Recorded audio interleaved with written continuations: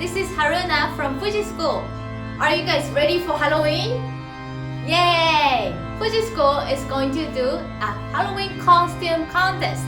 You're going to show your costume photo and everybody votes. If you're gonna be winner, you're going to get a big prize. The first winner is going to get $100 worth FUJI School's gift card. Yay! And the second winner, you're going to get $50 FUJI School's gift card. Yay!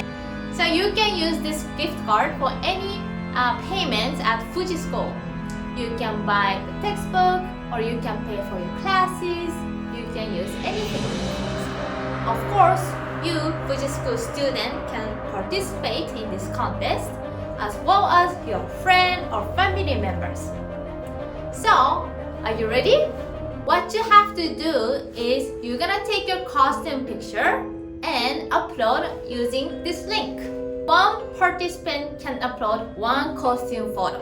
Deadline will be day of the Halloween, October 31st. Then next day, November 1st, we are going to email you and then show all of the participants' photo.